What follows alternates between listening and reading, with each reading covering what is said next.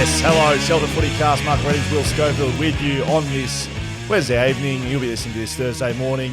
We do this every week, Monday and Thursday, a preview or review. Now we're getting into trade week. Skeet, how are you, mate? Going really well, on pretty good terms with myself.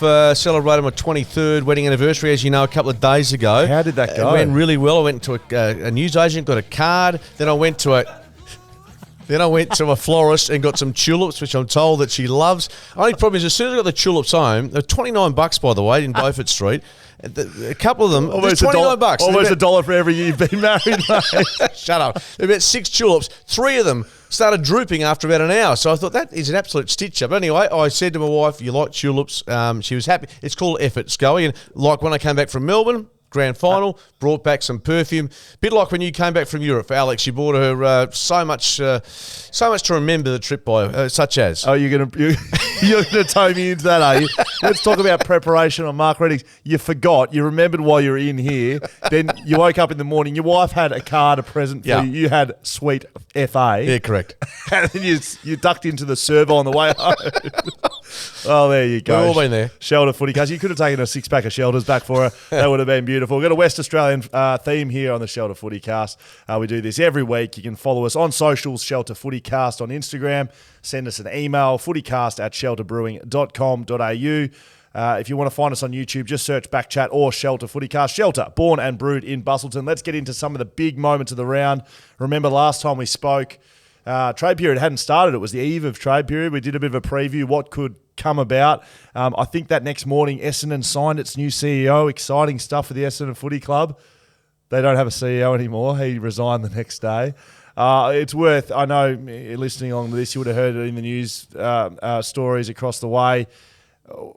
Where does Essendon sit? We haven't been very fond of them this year on this show. But how did they get there? How did they? And look, and obviously in looking at people for jobs in 2022, you can't ask them about their religious beliefs, which is a given. But surely there's a due diligence that goes into. You can research it. He's a public chair. Public chair. So, and even if he didn't make those statements, he's involved with an organisation that made some statements that are pretty derogatory towards parts of the community. So it was astonishing that it got to that point. How David Barham has survived off the back of that, I think that's interesting anyway. I mean, David Barham just comes out, looks like he shoots from the hip a little bit. Press conference after they got rid of Rutten, he was just out front footing people, and he's done the same here. It's a basket case of the footy club at the moment. You can put that in the same basket as the Kangaroos, I think, with Jason Horne-Francis wanting out the door. We're going to speak about that a little bit later on. Trade period, of course, has got underway.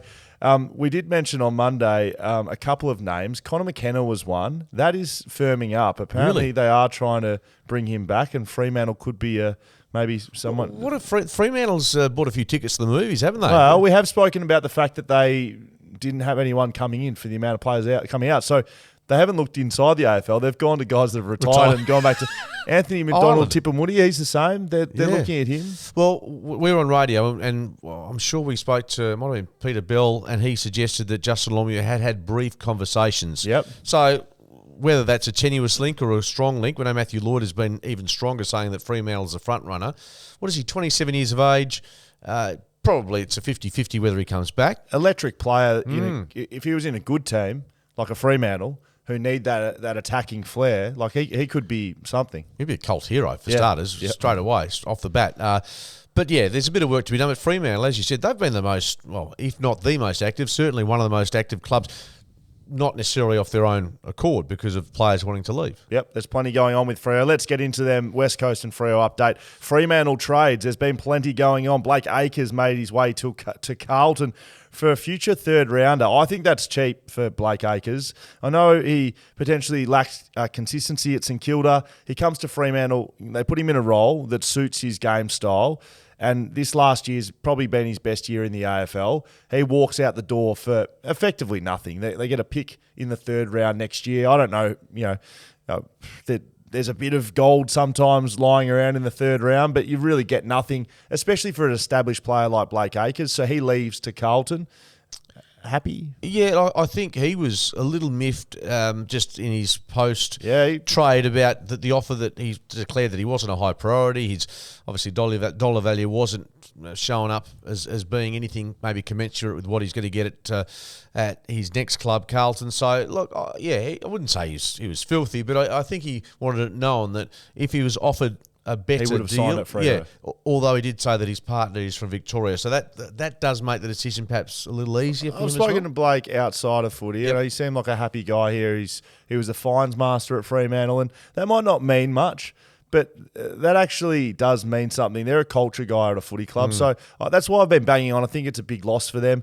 The other fine master, it was a co-fine master, Griffin Logue, Fremantle Trade Griffin Logue. They lose both their fines masters in the same year. Look, you might look at me quizzically, but it is actually, it means more than just a bit of a laugh and, take the piss out of the boys. Usually, they're big for a reason, though. Yeah. Those guys stand up, and I think you're right. Actually, I laugh, but they are guys that... They're leaders without being in the leadership group. Yeah. You wouldn't have to... The captain would never be the fines master, right? They've got other obligations. The fines masters...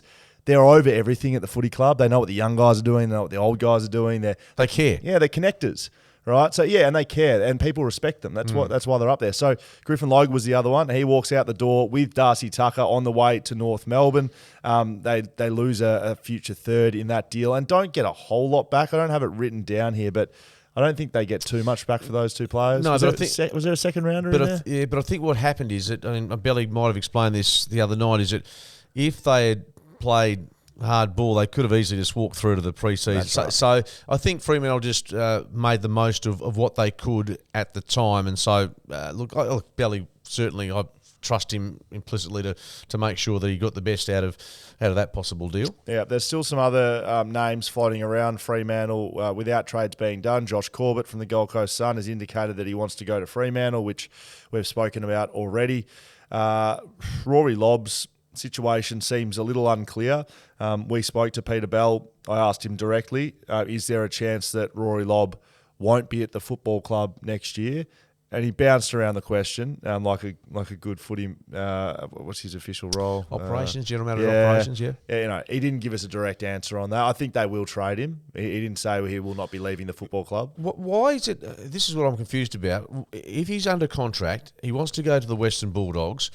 Why can't the Dockers do a deal with another club in Melbourne, given he's got a house in South Yarra or wherever it is? So if you go to Richmond or Carlton or Collingwood, why is it precluding the Dockers to try and instigate something else with another club? Why is that? Well, it shouldn't. It shouldn't. Just like with Jason Horne-Francis, it shouldn't preclude him just to go to Port Adelaide if he is so homesick, as he said. I think clubs should wrestle back a bit of power from players in these situations. I've been a pro player guy for a long time, but specifically here, in a contracted player, this isn't someone who's out of contract, out of favour. This is someone who's had one of the best years of footy in their career. His best year. Yeah. And he's contracted. He was contracted last year and he wanted out. I just think that's ridiculous. I wrote an article today on it. Call me old-fashioned. If you sign a contract... in a normal workforce or workplace or anywhere really, that's a legally binding thing. And so players just sign a contract and then 2 years ago say, don't like it here. Then he doesn't get the deal done. He has the best year he's had. It's just clubs have no power. Players have full power. Whether that's a good thing or not, I don't know. But I'd like to see some players held to account on their contract. Yeah, and maybe some managers as well. Yeah, that's a good point. Lloyd Meek is potentially going to the Hawks, so that's still on the cards, and there's a few other names floating around there. What about West Coast? Jaden Hunt joins the footy club. We spoke to him on 6PR. Yep. Good chat. Nice fella. And he's seemed very personable, doing uni. He's very comfortable about coming over. He did catch up, as you knew, with some of the boys, played some golf. I called that last week. All done and dusted, didn't I? Said done and dusted. No, you're Nostradamus. You're extraordinary. But he plays off about 2 or 3 golf, so he's a decent sportsman, athlete, and look, I think he can play footy too. I think it's a decent pickup. Yeah. I know it's easy to say that in October, but I think he'll actually give the Eagles something they've missed, and that's pace. Yeah. I mean, that is a common criticism of West Coast, and I've had to sort of sit around and defend that a bit. Ball movement's quicker than pace. I know, but he runs. I agree. I'm about to say, I do agree. Like, a line-breaking player like that, Lewis Jetta was like that in his best. He could break lines with some pace. It makes a difference, and West Coast have really lacked that. So I think it's a great addition to that. I did want to talk about their interest in Luke Jackson. Is that real? Do you think that's real? There continuously is a cycle of chat about it. Is it real?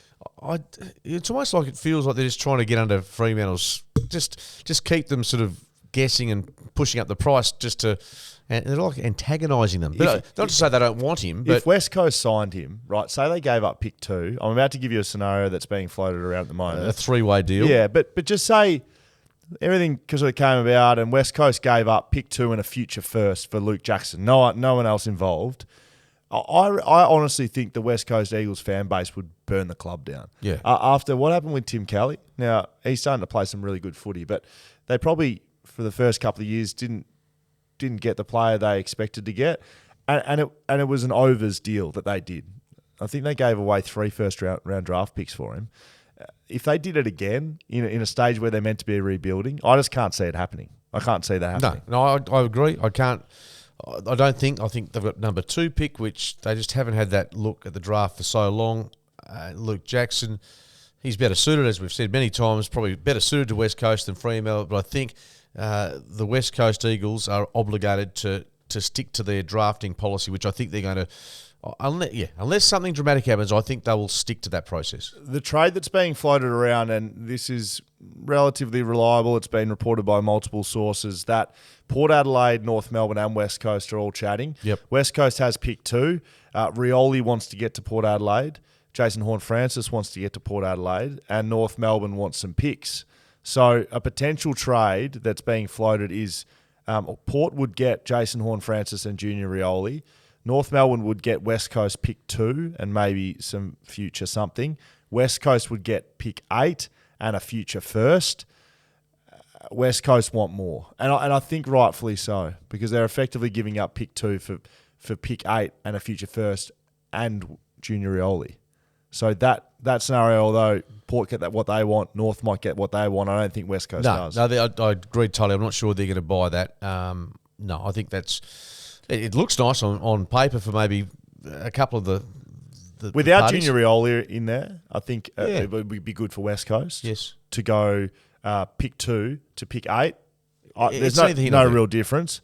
And then you get a future first. You're basically doubling your picks. But then to lose Junior Rioli on the top of that. Then you're behind the game. Yeah, correct.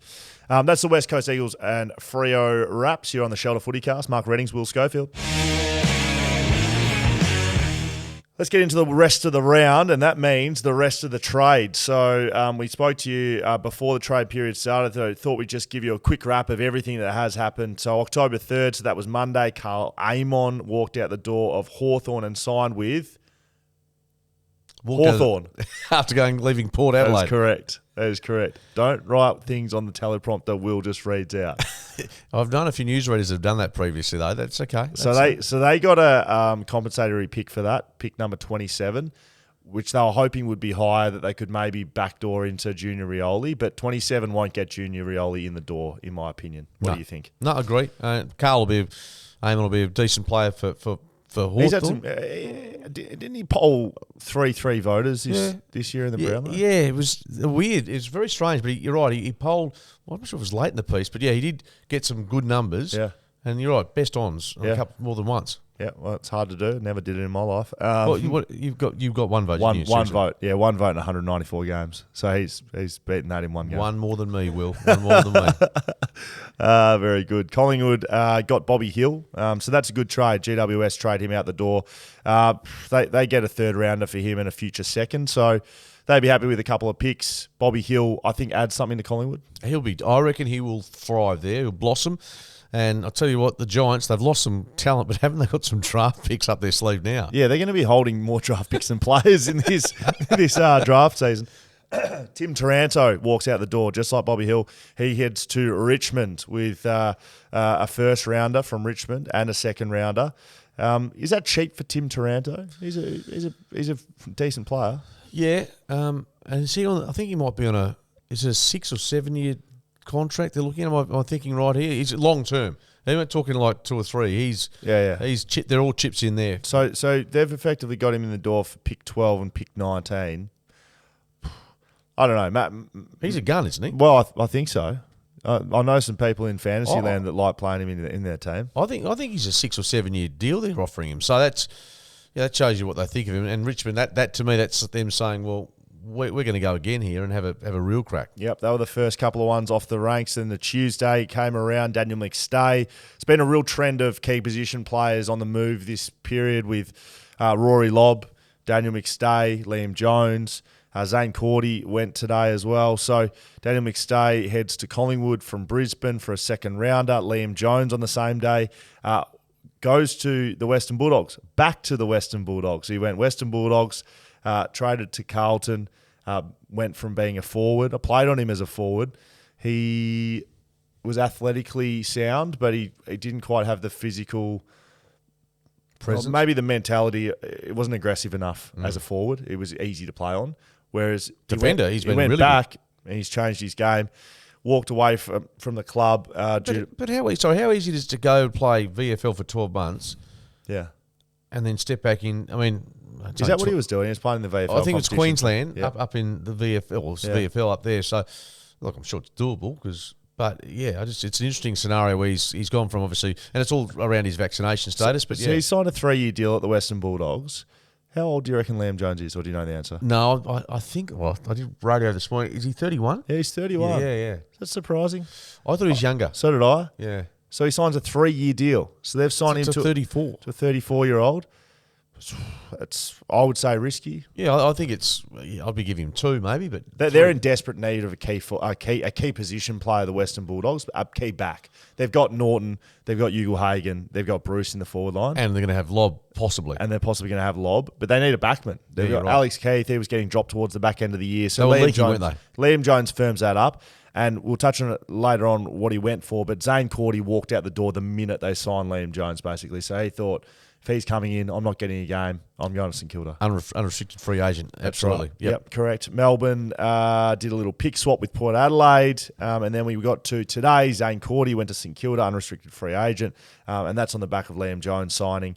GWS received a first-round pick. Brisbane gave up, they received a second-round pick. They did a pick swap between those two. Gold Coast, they got Ben Long from St Kilda. Ben Long, you see much of him play? Yeah, I have. I've seen a bit of him. I think he'll get a game with the Saints, I think. Yeah, look, he's a bit frustrated at St Kilda. Yes. Is he a solid... So, I mean, Gold Coast signed not only Ben Long, but Tom Berry, brother of Jared Berry today. I was driving and heard that come across the airwaves. I mean, they're good signings, but will they play 22 games, both of those players for the Suns, or they're probably 18 to 25 on your list. They'd probably be in the mix most weeks. Do they lock down a position? That'll be if they can have a good preseason. They don't just walk straight in. Neither are walk-on players, are they? No. Well, mind you, this time last year when Will Brodie went from Gold Coast to Fremantle, I'll put my hand up in the air. I thought, I'm not sure there's much to get excited about here. He's played a bit of footy, but I had no idea that he'd have as good a year as he did. Well, again, I'll go back to fantasy. He was one of the fantasy pickups of the year. And some people didn't even bring him into his team. Yeah, it's unbelievable. I don't know how you could actually do that. Sitting right over the back there, Michael Rockefeller. Who's the winner in all of this so far? I mean, Freo, you can't really say a winner. People are just walking out the door and they're getting picks back. They're not winners yet. They might be. Richmond signed Taranto. In terms of quality of talent, Richmond. What's Carlton got? Acres, North Melbourne. Yeah, I don't think there's a huge standout just yet, is there? No, I think at the end of it, we'll look back and Geelong have won this period. So Tanner Bruin is rumoured to have locked in with them. And Bowes. Jack Bowes. Bowes. And they'll get pick 7 as well in that deal. Connor McKenna is linked to Geelong. Connor McKenna is linked to Geelong, I repeat. They could walk out with 4 guys that walk into a premiership side, which is pretty incredible. Is Stephen Wells still there? I'd say so. Yeah, he's a freak. He'll just be deep in the annals of trade land. But you tell me that you keep saying to me, look, apart from the fact Geelong's a successful club, it's not like it's it's cold, it's wet in the middle of winter. It's it's not in a metropolis like Melbourne. What's the attraction to go to Geelong? I say this hand on heart. If you look in Victoria as a whole, and I'm speaking for someone who doesn't live in Geelong anymore, it's a better lifestyle than Melbourne. Okay, for starters. more relaxed. It's not as busy. You're closer to the beach. Property prices are lower. Yep. A lot of people have started making that move from Melbourne to Geelong, and you don't have the commute, and so it is.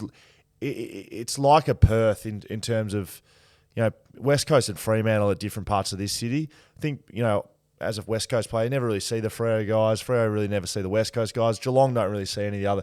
It's almost, but you're in a footy town. People love it, and you get great opportunities with, commercial opportunities in Geelong.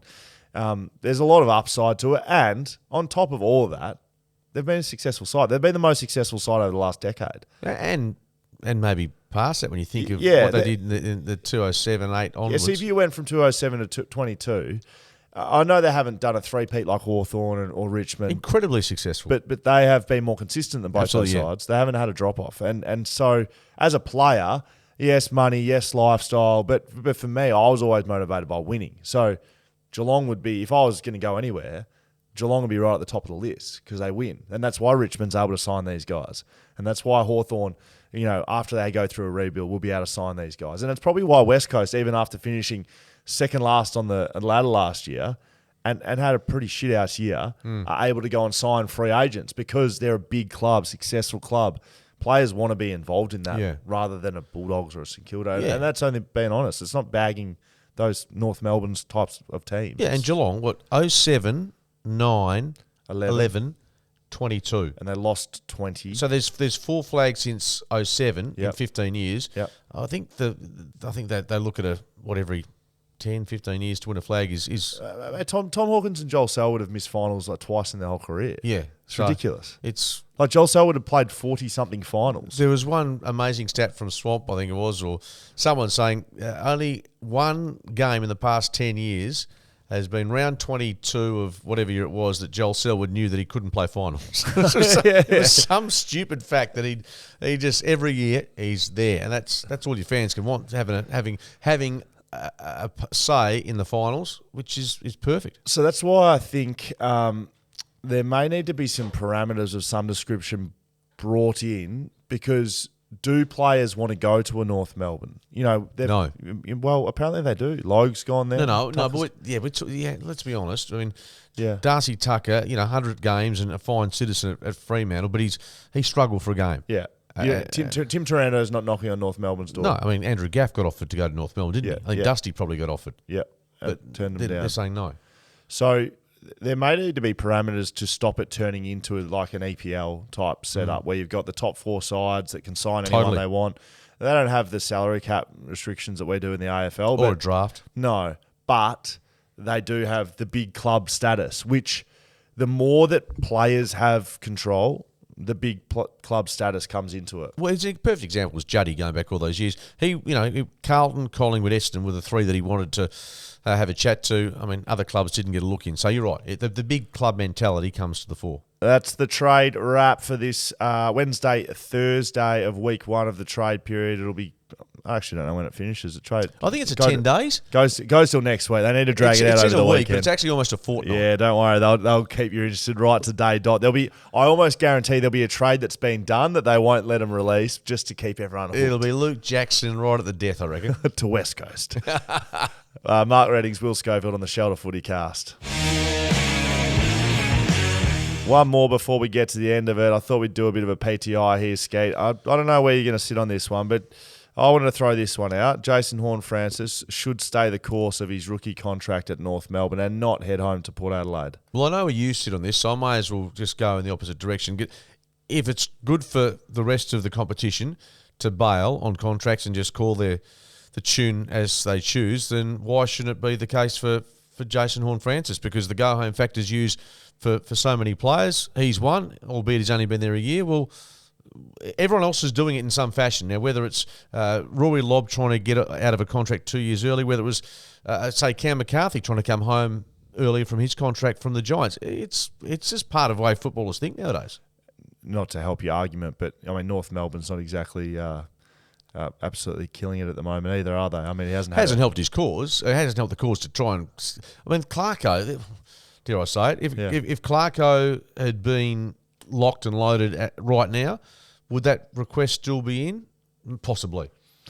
I'll go against you and say that, yes, he should stay the course. It's a 2-year deal. You enter the draft as a 17, 18-year-old knowing that you could leave your home. I've done it. There's been plenty more before me, plenty more after me that have been interstate draftees that it's a bloody hard move, moving away from your friends and family. And it's not a good feeling when your name gets read out and you're going to be moving interstate. But as an Adelaide player, he was a lot higher percentage to be moving away from home than not, right? He's a two club chance to stay at home, and otherwise he knew he was the best player in the draft. He knew he was. He was always going to be number one. He played great senior footy as a 16-year-old, as a 17-year-old.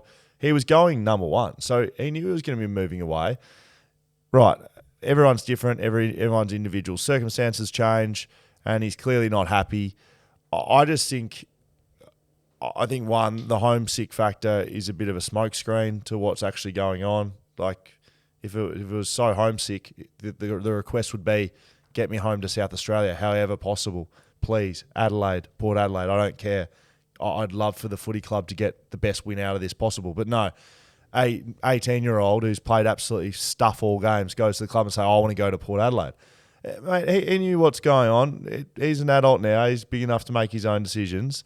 I think he should be staying out the 2 years at North Melbourne, even though it's an absolute basket capital footy club. I find it hard to disagree with you, in all honesty, Briscoe. But I knew I had to take that line of thinking because, unfortunately, that's just the way the trend of players is. To help your case, right? They played him on a half-forward flank.